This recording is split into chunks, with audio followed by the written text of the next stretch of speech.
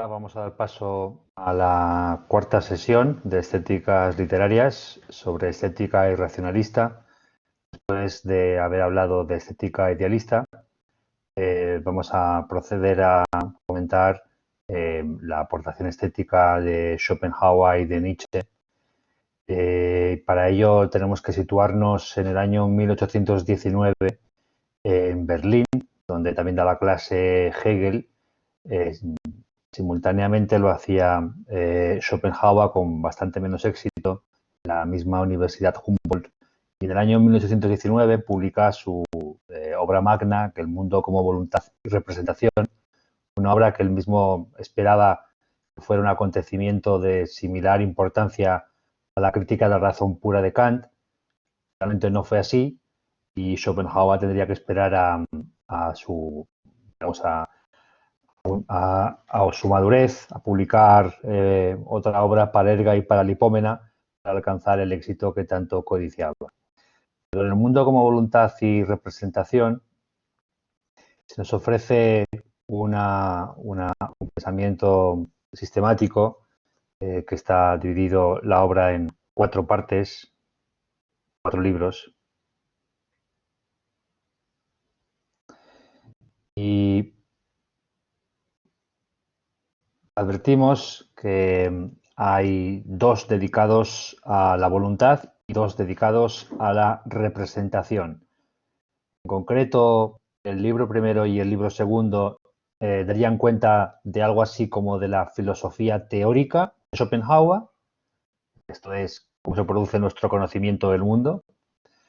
El libro tercero daría cuenta de la representación como arte, como creación de belleza, y por lo tanto correspondería a la estética de Schopenhauer.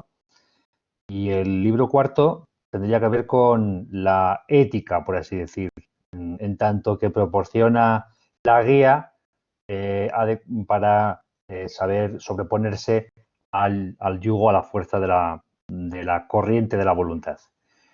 En el libro primero, donde se habla de la representación como principio de la razón, Schopenhauer lleva a cabo una reducción de todo el conocimiento a la categoría de representación. Habla de cómo en la representación se anula la separación entre sujeto y objeto, cómo las más diferentes formas, disciplinas de conocimiento del hombre finalmente son reducibles a esta categoría de la representación. Lo hace con un comentario, una glosa, digamos, muy muy fina y muy profusa de la obra de Kant. De hecho, va más allá del texto propiamente dicho, y el mundo como voluntad y representación va acompañado de larguísimos anexos donde todavía profundiza más el comentario de las antinomias kantianas, para mostrar un poco, finalmente, que nuestra única forma de acceso al conocimiento es justamente esa, la representación. Sin embargo, también constata ya en este libro primero que, en tanto que representación, tiene que haber algo, digamos, que escapa a esa condición de la representación. Tiene que existir algo, digamos, que lo sobrepasa, que lo precede. Una cosa en sí, un noúmeno, diríamos kantiano, una cosa en sí. Y para intentar, digamos, precisar en qué consiste, en el libro segundo, Schopenhauer parte de la siguiente constatación, y es que de la única cosa de la que podemos conocer por algo más que solamente por una representación es de nuestro cuerpo, porque del cuerpo tenemos impresiones, sensaciones, digamos, en concreto la sensación de dolor y la ausencia de dolor que proporciona el placer, a través de las cuales tenemos acceso a un conocimiento distinto al de la mera representación. Y aquello de lo que nos proporciona el conocimiento, esa dimensión del dolor y del placer, según Schopenhauer, sería la voluntad. La voluntad, en tanto que la fuerza ciega a la cual nos vemos inevitablemente atados permanentemente a través del deseo, en la persecución de fines que, una vez conseguidos, nos devuelven una vez más a la insatisfacción, al desasosiego, al dolor, a la necesidad de abrazar nuevos fines. Y todo ello lo hace Schopenhauer y eso es, digamos, un poco el aspecto más moderno de su filosofía, desde el punto de vista casi fisiológico, corporal, ¿no? De cómo hay un nivel de comunicación que se nos abre en la dimensión corporal que es ajeno sencillamente al puro conocimiento teórico y gracias al cual se nos hace presente, pero a la vez, digamos, de forma solamente negativa, solamente indirecta, esa dimensión de la voluntad, que sería lo único que se sustrae a la pura representación. Bueno, una vez planteado este pensamiento teórico y de forma, digamos, también relevante, Schopenhauer apunta entre el ámbito de la cosa en sí, de la voluntad, y el de la representación, tiene que haber una suerte de mediación, que serían las ideas. Las ideas en el sentido platónico ya no serían las esencias primeras puras, como las que proyectan sombras en la arena de Platón, sino que funcionarían como elemento mediador entre la pura voluntad y las representaciones tal y como se nos hacen presentes a través de los sentidos. El elemento de las ideas va a ser importante para comprender en el libro tercero la idea, digamos, el alcance, la dimensión que ocupa el arte en la filosofía de Schopenhauer. Bueno, finalmente en el libro cuarto, donde se habla del mundo como voluntad y se va a explicar pues, la afirmación y negación de la voluntad de vivir, esto es, de qué manera el ser humano puede, siquiera parcialmente, sustraerse a esa corriente de la voluntad para alcanzar una vida, digamos, donde a través de la purgación que proporciona el dolor pueda terminar sustrayéndose a ese dolor y alcanzando una negación de la voluntad en la ataraxia. Un destino, digamos, que en principio parece excepcional y que solamente han conseguido alcanzar pues desde los en Oriente, digamos, el budismo, y en el caso de Occidente pues tendríamos también los santos cristianos, los mártires, que a través de su penitencia y de su dolor también consiguen alcanzar esta suerte de desprendimiento casi estoico de todo lo terrenal que le sitúa más allá de la voluntad.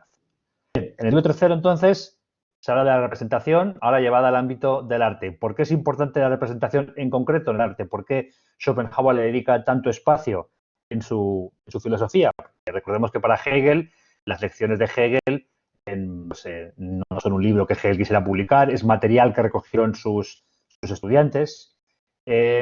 Y aunque el arte sí tiene digamos, cierta importancia en el desarrollo de su filosofía, pero deja de ser una importancia anexa, digamos, ¿no? Es decir, el arte para Hegel supone un paso, un eslabón dentro de la cadena de proceso de autoconocimiento del espíritu que se remonta antes, digamos, al cual sigue la religión y la filosofía, que tiene protagonismo en un momento determinado de ese despliegue, pero que, digamos, en realidad finalmente pues, termina siendo superado en el proceso de subjetivización o de apropiación del espíritu de la naturaleza, mejor dicho, termina siendo sobrepasado y termina quedando relegado a segundo lugar. En cambio, aquí en Schopenhauer tenemos que el arte tiene claramente, digamos, una función de primer orden. Y eso así porque, puesto que todo el conocimiento ha sido reducido por Schopenhauer a la condición de representación, y lo que el arte debe ser entendido naturalmente también como representación y por lo tanto como representación de una representación, pues esta condición del arte como representación de representación era aquello que a Platón le hacía precisamente merecedor del rechazo. ¿Os acordáis que en la República de Platón justamente se habla de que los poetas precisamente deben ser expulsados de la República porque lo único que hacen es sumirnos en la confusión, ya que si todo aquello de lo que tenemos constancia no son más que sombras de las ideas, pues lo que hacen los poetas en realidad son sombras de sombras. En realidad, Platón está refiriéndose más a los sofistas que a los poetas como tal, pero bueno, eso es secundario. Lo importante en este momento es que justamente esa condición de representación es lo que vuelve al arte relevante para Schopenhauer, que en este punto se aparta de Platón, pero que por todo lo demás reconoce una deuda enorme de su filosofía con la de Platón, junto con la de Kant, digamos que son las dos grandes fuentes de las que Pues bien, digamos que resumiendo, para Schopenhauer, esta representación, la representación que lleva a cabo el arte, tiene la facultad de sustraer el objeto, es decir, sustraer la representación de su supeditación a la voluntad, de su supeditación al yugo al yugo y a la corriente servil de la voluntad.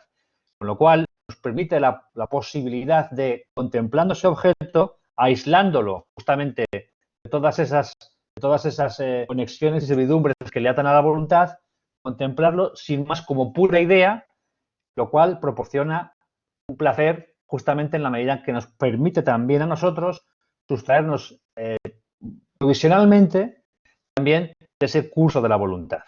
Contemplando ese objeto aislado de la corriente de la voluntad, nosotros también nos conseguimos aislar momentáneamente de ella y se produce el placer propio del arte. Esa sería la razón por la que el arte está ligado a las ideas platónicas, digamos, ¿no? Porque lo que hace finalmente el arte es convertir digamos, hacer que el objeto sea contemplado en tanto que idea. Así dice ya en esta tercera parte Schopenhauer, el arte saca de la corriente que arrastra el curso del mundo al objeto de su contemplación, aislándolo ante sí. En ese objeto singular, que en esa corriente era un elemento tan insignificante como fugaz, se torna para el arte un representante del todo, un equivalente de la infinitud que puebla el espacio y el tiempo. El arte se detiene ante este arte singular, se para la rueda del tiempo y desaparecen las relaciones. Solo lo esencial, la idea, constituye el objeto. El arte, contemplado como idea, permite sustraerse al imperio, a la fuerza, a la violencia de la voluntad y de esa manera proporcionar placer.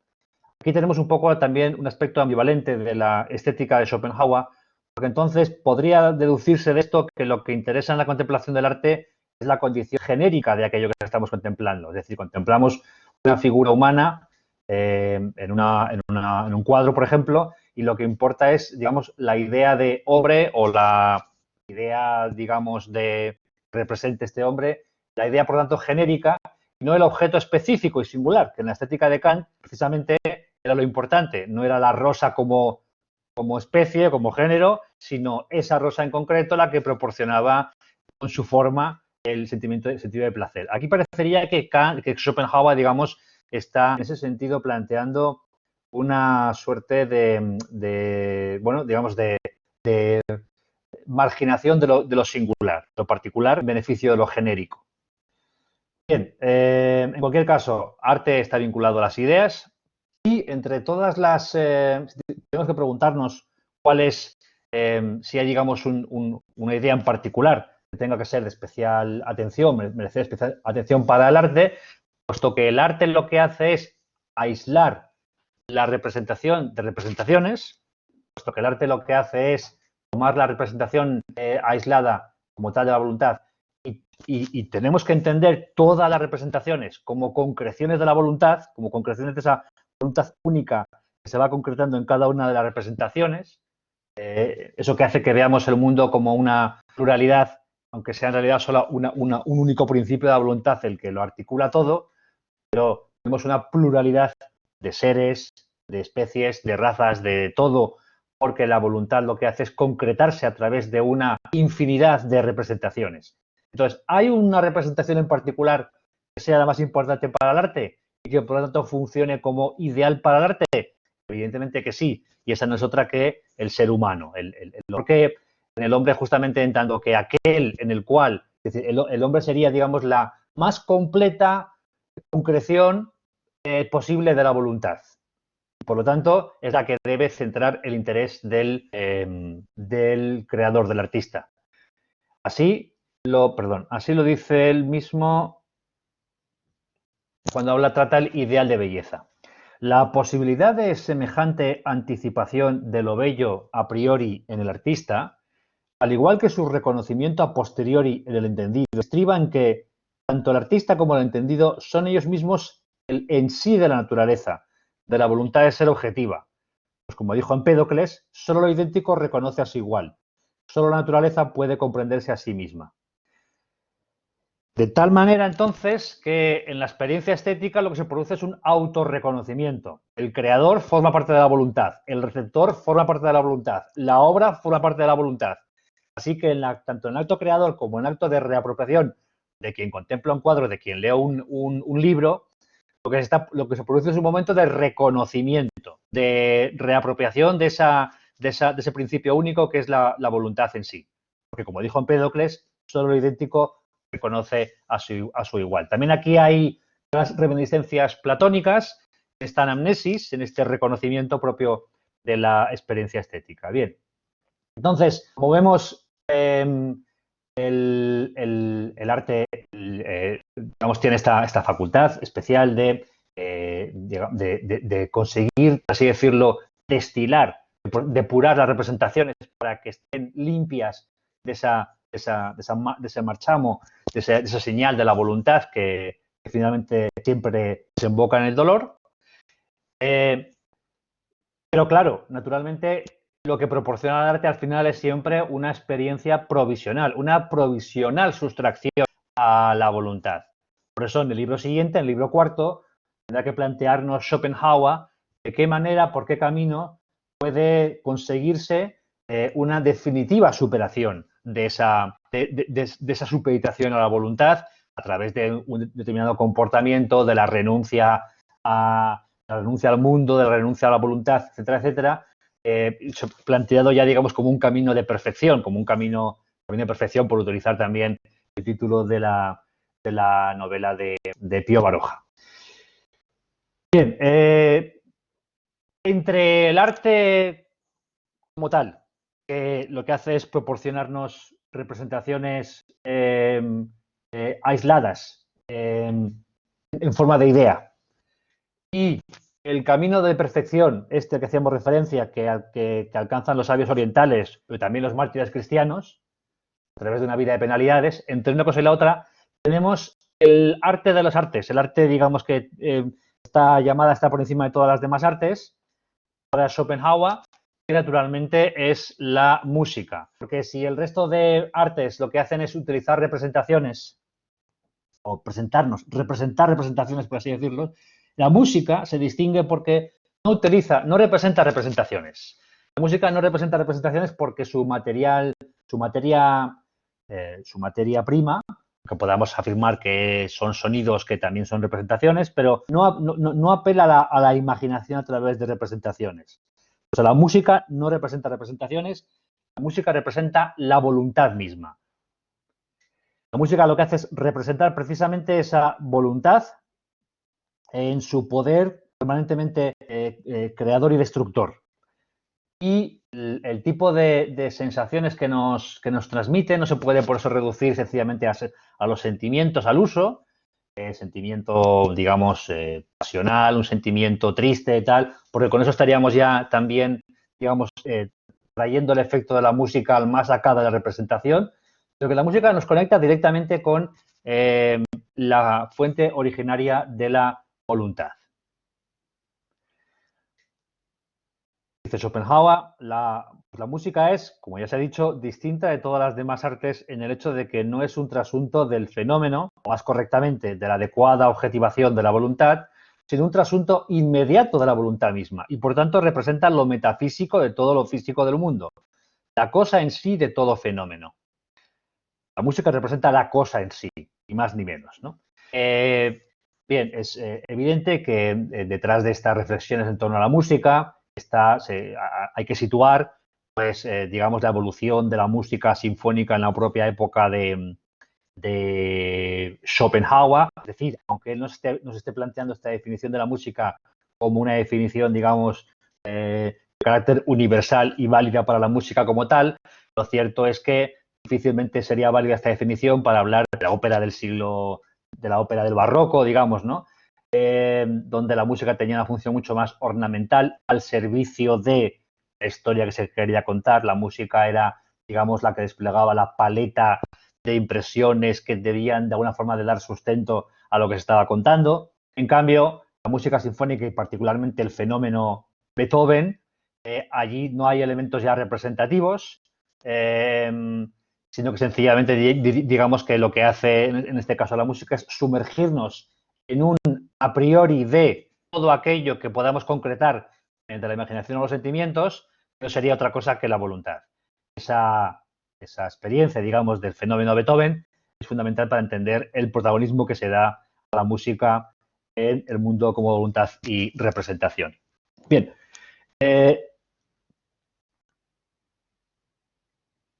En un fragmento de estos años también, sobre el arte, Schopenhauer abunda digamos, en el poder, digamos, en el efecto que tiene el arte en sus diferentes modalidades. Así hablará, por ejemplo, también de cómo la tragedia, en la medida en la que sitúa al héroe el máximo posible dolor, lo que está haciendo también es mostrarnos justamente ese proceso de superación del individuo a través del dolor hacia la anulación de este. En el caso del arte pictórico, habla de cómo los pintores holandeses lo que hacen es situando objetos que parecen en sí mismos insignificantes, es llevar a cabo justamente pues esa sustracción del objeto de la corriente de la voluntad para mostrarlo solamente como idea. Y en el caso de la música, recuerda su importancia, su protagonismo, y resalta mucho el hecho de que la música no puede derivarse digamos, no puede derivarse de la letra, en este caso no puede derivarse de un libreto, por ejemplo, la música en una ópera, sino que la música tiene que ser el principio inspirador original. Sería tan absurdo que la música se derive de las palabras pues, como que la voluntad se derive de una representación, ¿no? Y justamente es al revés. Las representaciones tienen que ser las que emanan de la voluntad. Pone como ejemplo la novena sinfonía de Beethoven, donde la famosa parte, digamos, oral del himno a la alegría del poema de Schiller, lejos de entenderse la música de ese movimiento como la más bella adecuación a esas palabras de Schiller, en todo caso habría que ver el poema de Schiller que entona el coro así como un entorpecimiento, ¿no? en la experiencia de escucha de esa pieza, porque lo que está haciendo es entorpecer ese contacto, digamos, que proporciona la música con el principio originario de la voluntad. Bien, con este fragmento del sobre el arte de Schopenhauer resume bastante las ideas centrales del tercer libro de El mundo como voluntad y representación, y en ese sentido es de bastante esclarecedor y bastante ayuda. También para entender pues, el lugar que ocupa la representación artística en el conjunto de toda su filosofía. Bien, dándole un salto hacia adelante de unos 50 años, situándonos en el año 1871, es el año en el que se produce la guerra franco-prusiana, que va a dar lugar al nacimiento del Segundo Imperio Alemán de la mano de Bismarck. Y encontramos a un joven profesor de filosofía que participa en la guerra, por cierto, franco-prusiana como camillero, y el cual, pues por vicisitudes del destino, había llegado a ocupar una plaza fija, o diríamos que es entre titularidad y cátedra, en la Universidad de Basilea, sin de hecho haber tenido ni siquiera que hacer una tesis doctoral ni ningún trabajo de envergadura. Estoy hablando de Friedrich Nietzsche, naturalmente, y en este momento, regresando de la guerra franco-prusiana, Nietzsche se siente obligado a justificar su plaza universitaria escribiendo un trabajo de cierta envergadura. En esta época, el fenómeno musical de la época, perdón por la repetición, el fenómeno musical ha pasado a ser, digamos, otro nombre propio, nosotros naturalmente que Richard Wagner, que literalmente pues sus óperas y su concepción de la música total supone un vuelco absoluto, digamos, ¿no? Tanto en la experiencia de la escucha de la música como en la importancia, la dimensión que se le da a la música como tal. Y Nietzsche en esta época todavía es un apasionado de Wagner y además de eso, filosóficamente es un fiel seguidor de Schopenhauer. Y es así que, de hecho, Nietzsche Nietzsche que tuvo contacto personal y amistad en un principio hasta que dejaron de tenerla con Wagner. Nietzsche está de acuerdo con Wagner en que Schopenhauer proporciona la filosofía adecuada para explicar la música de Wagner. Y se propone escribir un libro que justamente vincule esos dos principios. La filosofía de Schopenhauer, tal y como aparece en el tercer libro del mundo como voluntad y representación, y la música de Wagner. Pero lo va a hacer de tal manera que en realidad el libro no va a ir ni de una cosa ni de la otra. Las va a conectar ambas de forma indirecta a través de lo que es el teórico objeto de su investigación. Porque no olvidemos que Nietzsche ocupó una plaza como filólogo clásico. Entonces no podía hablar ni de la filosofía de Schopenhauer, lógicamente, ni de la música de Wagner en primera instancia. Su texto va sobre el origen, el nacimiento de la tragedia griega. Y es un texto que se aparta bastante de la ortodoxia académica o academicista. Es un texto que con un tono, digamos, ensayístico y enfático y bastante polemizante, lo que hace es replantear la visión de la interpretación tradicional acerca de cuál es la filiación filológica de la tragedia, pero para en última instancia, no tanto porque le interese como objeto de estudio final la tragedia clásica, sino para en última instancia terminar reivindicando un retorno, un regreso, no tanto de la tragedia, sino de aquello que significó, que supuso la tragedia para los griegos, que termine regresando en una nueva forma, en una nueva variante para los alemanes. Que naturalmente va a ser la música de Wagner. Bueno, es un texto que desde luego, pues eso, no es el típico texto académico repleto de notas y de erudición, sino que con ella ya Nietzsche da a entender, digamos, que su forma de aproximarse no solo a la literatura, sino a la historia en general, como va a explicar luego más claramente en la segunda intempestiva, se aparta totalmente, digamos, del historicismo habitual en el mundo académico de la época. Y lo que hace allí es, en realidad, plantear que la interpretación tradicional de la tragedia debe entenderse sencillamente como una de las posibles dimensiones que recorren la historia de la literatura clásica, que sería la apolínea. Por lo apolíneo entiende Nietzsche todo el ámbito, digamos, del sueño,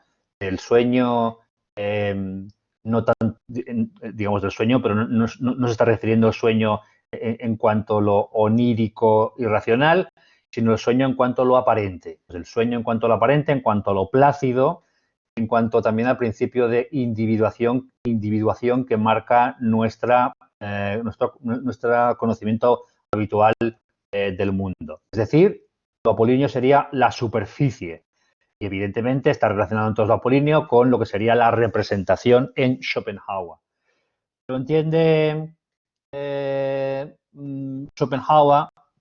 entiende Nietzsche que junto a esta dimensión de la superficie de lo apolíneo, que nos permite apreciar las bellezas armoniosas, que nos permite deleitarnos con las representaciones más bellas posibles, existiría otra profunda, que es la que nos pone en conexión con el principio primero del cual se derivan todas las representaciones, ese principio primero que era la voluntad en Schopenhauer, y al cual va a dar Nietzsche el nombre de lo dionisíaco. Es decir, lo dionisíaco sería aquel principio de artístico que rasga el velo de Maya, nos permite sobreponernos a la apariencia, al principio de la individuación que hace que veamos, que percibamos el mundo como una pluralidad, como una heterogeneidad de formas y de seres, que tengamos acceso a esa voluntad como principio primero, donde se funden, se unen todos los cuerpos, los seres, las formas.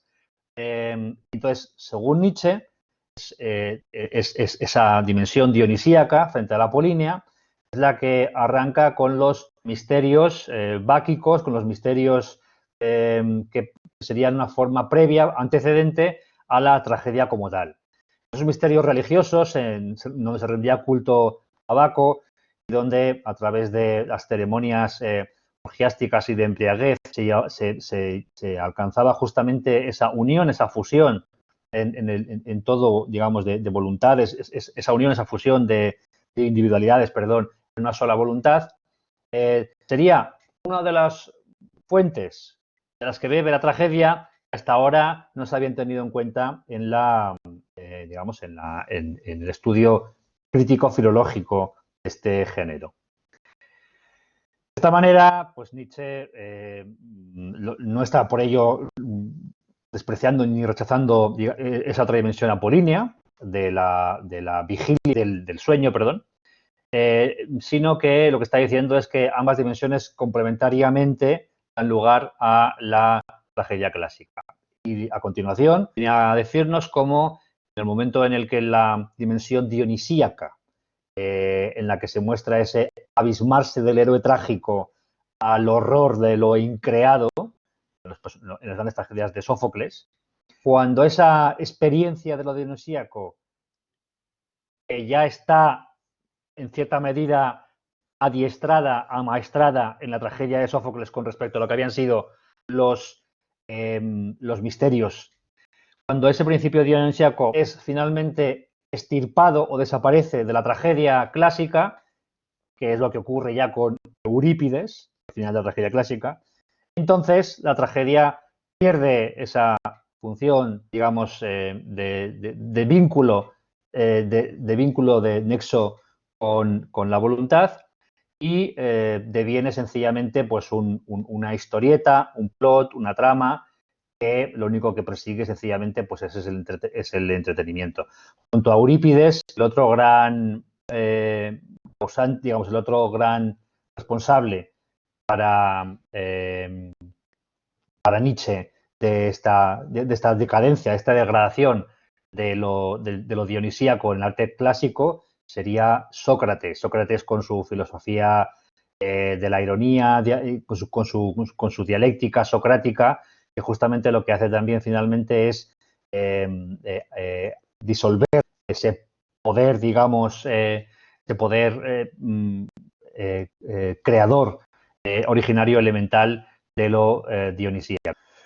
Bueno, y entonces en la última parte de su texto lo que hace Nietzsche es abogar por una recuperación de lo dionisíaco en la Alemania de su tiempo, una Alemania que recordemos no existía, lo que justamente uno de los grandes temas de la época es que Alemania no existe, lo que se crea en el año 71 es el Imperio Alemán, que se puede entender como la reunificación alemana.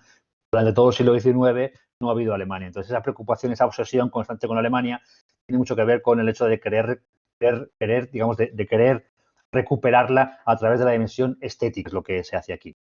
Entonces la voluntad de recuperar una forma dionisíaca del arte para los alemanes a través de la música de Wagner. Lo más importante del libro de Nietzsche no es tanto la interpretación que nos da concretamente de la tragedia, que filológicamente es muy cuestionable, aunque algunos filólogos de su época, como Jacob Burckhardt, la secundaron, en general el libro pues se encontró con el rechazo de la clase académica. Lo más importante, lo más interesante es que con esta experiencia de lo dionisíaco, lo que está haciendo Nietzsche, y así lo apunta ya al final del primer capítulo de su obra, es situar, digamos, hacer que el individuo pase de ser artista a él mismo obra de arte a través de su experiencia. La propia experiencia convierte al individuo en obra de arte. La creación deja de ser un proceso, digamos, dirigido a través del entendimiento o a través de una simple inspiración al modo platónico, sino que es la propia vivencia, la propia experiencia vital la que se convierte en este sentido en obra de arte. Esto va a ser casi una cuestión de un culto religioso para las generaciones de la bohemia y de las primeras vanguardias en el cambio de siglo, en el paso del siglo XIX al siglo XX, y de ahí la resonancia e importancia de este libro. Entre por recomendaros alguna lectura en torno a estas cuestiones, diría que, digamos, como visión global de Nietzsche, el libro de Deleuze, digamos, nos ofrece una interpretación para lo que a nosotros nos interesa, también en relación con la voluntad de poder, a la que voy a hacer referencia en la segunda parte de la intervención, pues muy valiosa. Y en concreto, ya refiriéndonos al asunto del origen de la tragedia, el libro de uno de los grandes de Nietzsche del siglo XX, que es Giorgio Colli, Apolíneo y Dionisíaco. Bien. Nietzsche desempeña su labor académica durante unos pocos años. Finalmente, por motivos de salud, tiene que abandonarla. Escribe entre los años 70 y 80 sus principales textos, hasta que a finales de los 80 enloquece definitivamente y, bueno, y pasa sus últimos años, digamos, ya sin poder escribir hasta su muerte finalmente. Entonces, la fascinación tanto por Schopenhauer como por Wagner sufren una paulatina, bueno, van perdiendo, digamos, peso. Incluso ya en el mismo año 71, en el que publica sobre el origen de la tragedia, Nietzsche publica otro texto sobre música y palabra, donde se aprecia un cierto distanciamiento de la filosofía de Schopenhauer. En este texto se habla, por ejemplo, pues, fundamentalmente del hecho de que Nietzsche está empezando a sospechar sobre la validez, la vigencia del dualismo voluntad-representación, y antes bien empieza a entender, a considerar que la voluntad no deja de ser una forma más de representación. Si existe una cosa en sí, digamos, ajena a la representación, no puede ser la voluntad, porque digamos que la voluntad está ya teñida de representaciones. Y en este texto, entonces, lo que dice es que la voluntad, por lo tanto, no es el origen de la música, pero sí es su objeto, aquello de lo que habla. La música trata sobre la voluntad. Abundando un poco en lo que ya había dicho Schopenhauer, pues sostiene que la música no puede ser la mostración de la palabra, sino que tiene que precederla necesariamente y, por lo tanto, es la fuente original, digamos, es decir, que no puede ejercer, no puede derivarse o resultar de, en la ópera, la música no puede ser la ilustración del libreto, sino que es la música como tal puede ser el principio inspirador originario. Y ese primer distanciamiento de Schopenhauer que se plantea en el texto sobre la música y palabra se hace definitivo y explícito en obras posteriores como La genealogía de la moral o Verdad y mentira en sentido extramoral, donde definitivamente Nietzsche lo que hace es arremeter directamente contra cualquier concepción metafísica, entender que su cometido principal tiene que ser justamente el de terminar, destruir con cualquier planteamiento metafísico que discrimine entre un principio de la cosa en sí, entre un numúmeno, digamos, y un más acá y un ámbito de la representación sensible.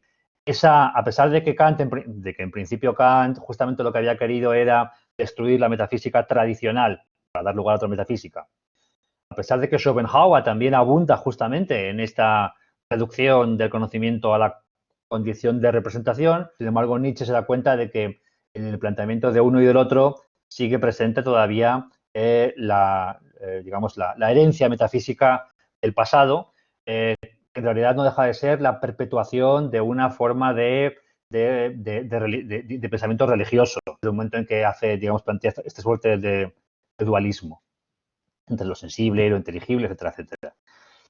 Así que la destrucción de toda forma de metafísica va a ser la labor que lleva a cabo Kant en estos años suyos, su madurez, y lo que le va a llevar, como consecuencia de eso, de esa destrucción de la metafísica, le va a llevar a una nueva concepción del arte, que ya no es la del nacimiento de la tragedia.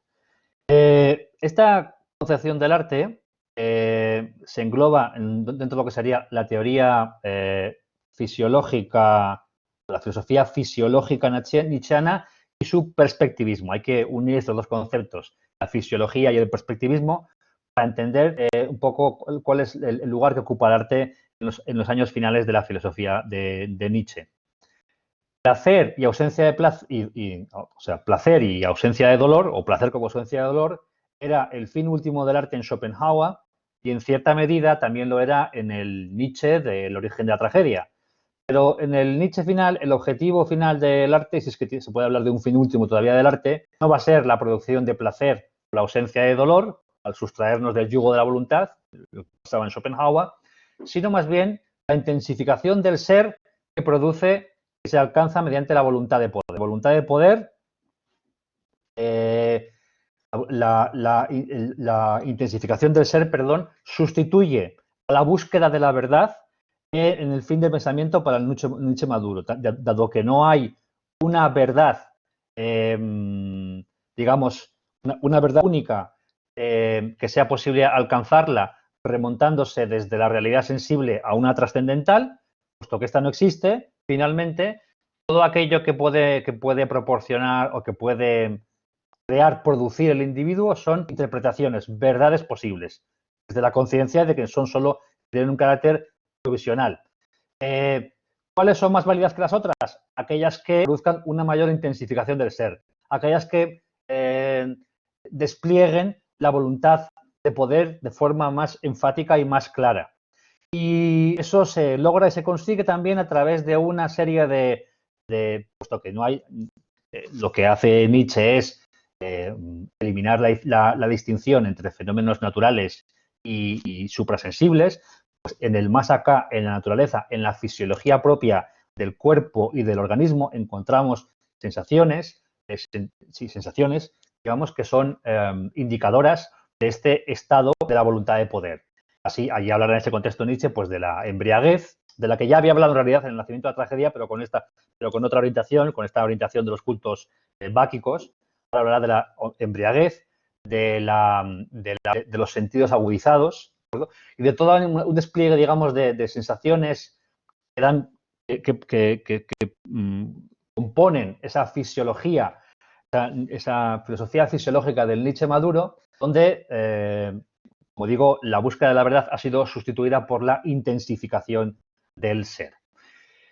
Esto lo tenéis explicado en el libro de Nietzsche, el libro de Deleuze, al que he hecho referencia precisamente antes. Está en esos textos de Nietzsche a los que me he referido y proporciona el trasfondo sobre el cual hay que entender la última concepción estética o la última concepción del arte de Nietzsche. ¿Por qué? Porque si al final lo único que podemos hacer es crear, producir interpretaciones de la verdad desde la conciencia de su contingencia y solamente buscando el hecho de que intensifiquen de la forma más fehaciente posible nuestra voluntad de poder, si el objetivo es ese, entonces, ¿qué mejor que el arte? ¿Qué mejor que el arte que asume de entrada, que no es, es decir, que renuncia de entrada a la producción de una verdad objetiva última y que además lo que pretende justamente es o que el fin último, por lo menos el que le atribuye a Nietzsche, es el de provocarnos sensaciones, impresiones que den lugar a esa intensificación del ser.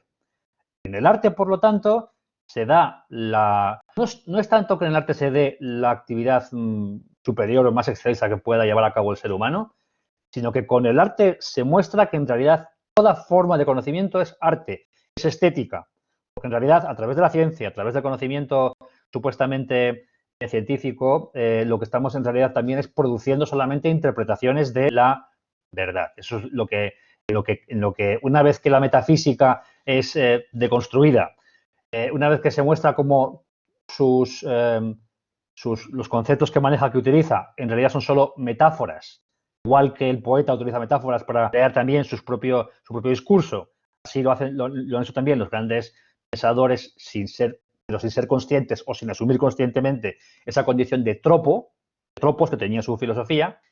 Entonces, en ese momento, se pone de manifiesto que a través del arte cualquier forma de conocimiento se descubre como estética. Esto no hay que entenderlo como una apuesta por el nihilismo, por Nietzsche, todo lo contrario. Justamente Nietzsche se critica su época como una época cuyo principal defecto y mal es justamente el nihilismo, porque el nihilismo al final termina también entronizando la nada como verdad. Justamente eso es lo que, digamos, sería también volver a caer en la misma trampa, ¿no?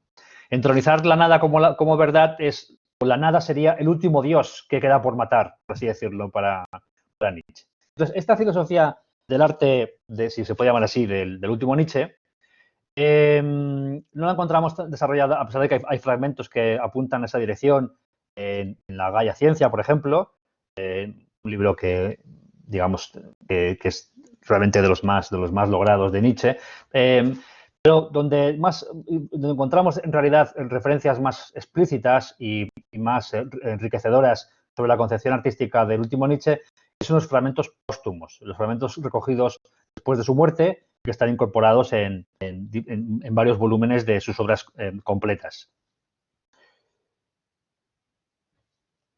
Tenemos así, por ejemplo, en estos fragmentos póstumos, tenemos primero sobre la descalificación de la idea de verdad. Comenta Nietzsche: se me hizo patente que la forma de pensamiento más negadora del mundo de todas las posibles es la que califica de malo el devenir, la aparición y la aparición en sí mismas, y que solo afirma lo incondicionado, el uno, lo fijo, el ente. Por lo tanto, la descualificación de lo incondicionado es el propósito que persigue el Nietzsche como filósofo y que consigue también, a su entender, el arte como tal.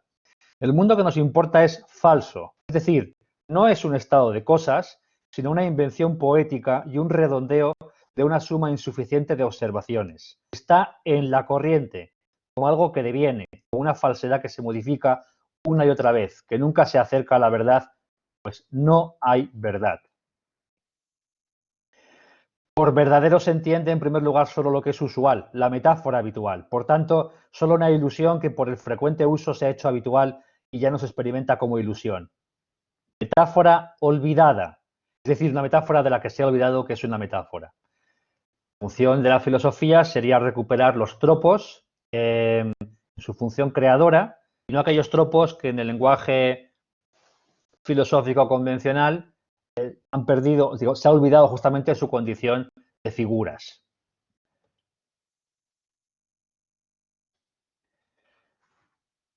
Por verdadero se entiende, en primer lugar, solo lo que es usual, la metáfora habitual, exactamente. Dice: por otro lado está el instinto que impulsa a crear metáforas siempre nuevas, se descarga en el poeta, el actor, en la religión sobre todo. Poeta, actor y religión como los creadores de metáforas nuevas, metáforas que den lugar a nuevas posibilidades de comprensión de la verdad. El arte contiene la alegría de despertar la creencia por las superficies. Este término de superficie es fundamental, porque al reivindicar la superficie como tal, Nietzsche está mostrándonos hasta qué punto se ha alejado de su pensamiento en la época del nacimiento de la tragedia, donde sí que había un arte de superficie, el apolíneo, y un arte de profundidad, que es el dionisíaco. Mientras que aquí, en su filosofía última, lo que está diciendo es que, a fin de cuentas, todo es superficie. Y es en la superficie justamente donde se producen las hipotéticas revelaciones. El arte contiene la alegría de despertar la creencia por las superficies. ¿No se engaña uno, sin embargo? Entonces cesa el arte.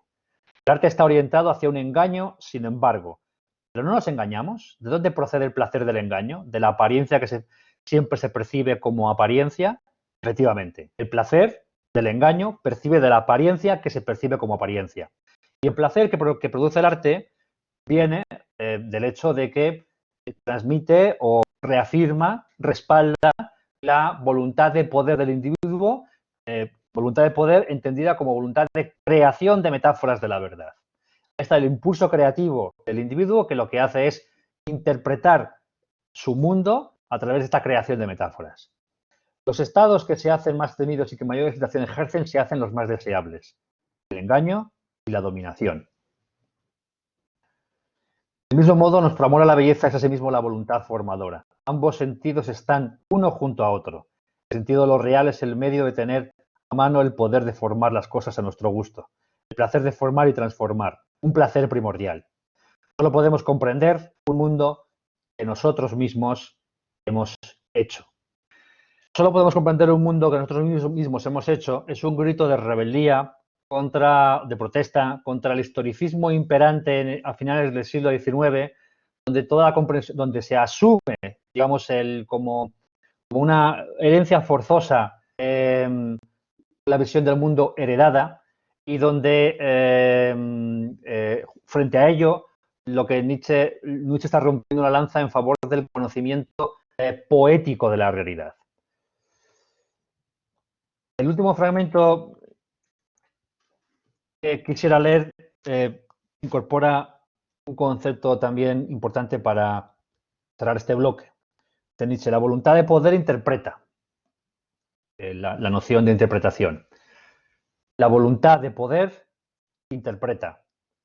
Cuando tiene lugar la formación de un órgano, se trata de una interpretación. Esa voluntad delimita, determina los grados, las diversidades de fuerza. Las meras diversidades de fuerzas no podrían sentirse como tales. Tiene que haber algo que quiera crecer, e interprete según su valor cualquier otra cosa que quiera crecer.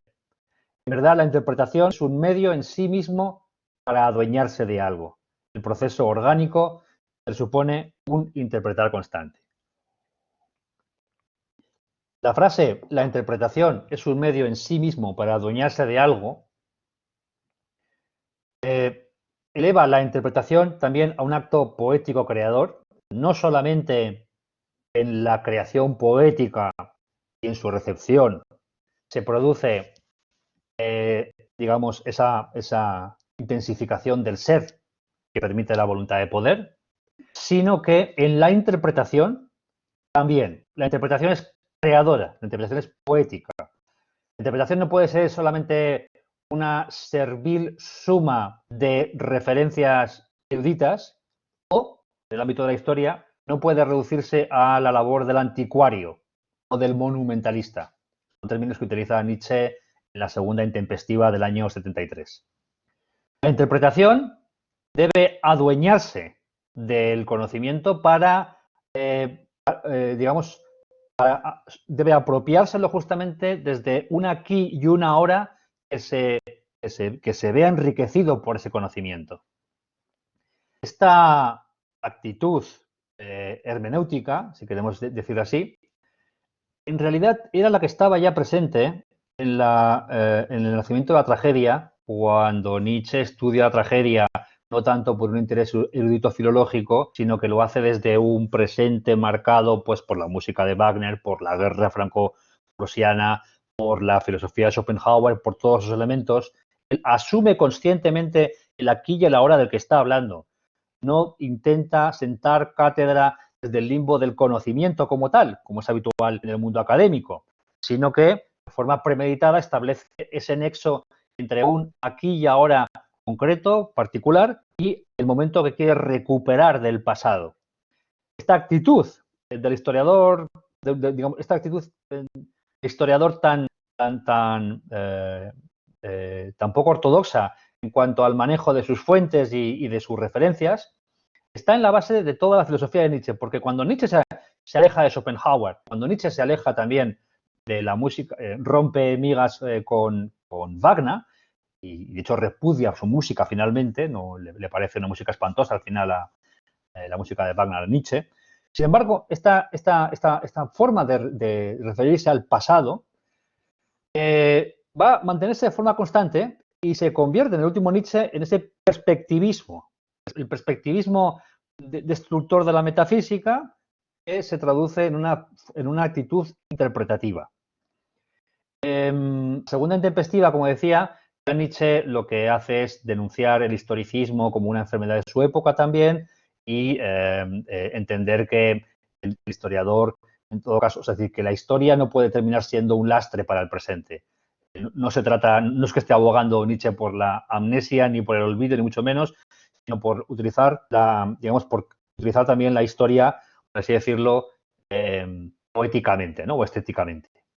Pues bien, esto finalmente en sus últimos años de la carrera, en sus últimos años de carrera filosófica, se formula en los fragmentos póstumos que he leído antes como una visión de la interpretación, una visión creadora de la interpretación.